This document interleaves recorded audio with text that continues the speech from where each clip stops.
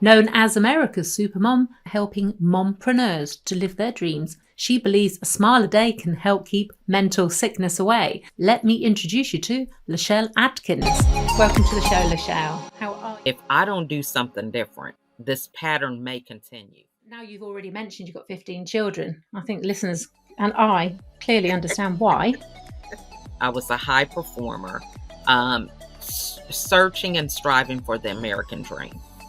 And so for me with this name, it really has helped me to realize that I have redefined my own American dream, and that is being a mom and a business owner at the same time, because for years I thought I couldn't do both. When you mentioned that, you'd been in hospital a few times and suffered a lot from depression, was that also to do with burnout? Absolutely. I think it was due to burnout because, as I mentioned before, I was just on autopilot. I just was conscious of, what can I do to make it through this day, to be successful or whatever. And, I didn't even really have a strategy. The mindset of thinking that things have to be perfect. Children with different attitudes, different viewpoints. So you're still treating them all as individuals. And I appreciate I'm branching off now because that could go into another podcast altogether. And that'll almost be a non-mum asking a mum or telling another mum how to bring up their children. I'm coming from with that. Yeah, I'll just rewind and move back towards mental health a little bit.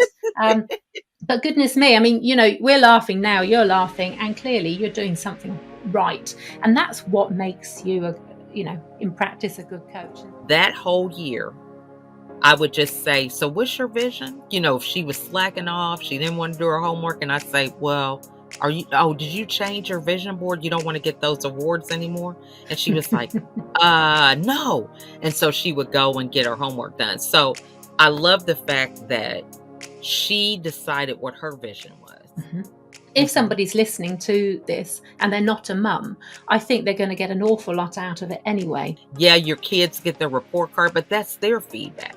In terms of you getting what you feel you need, you don't always get that. So I think that really was the disconnect for me. Sometimes I find myself wherever I am, just wanting to help people, and it's none of my business. A lot of what we try to do is take what's working for somebody else, but we forget that our habits, our lifestyle may not support what that habit is for somebody else. We have to learn to create our own habits. So I really like to get into giving people a platform where they can feel honest.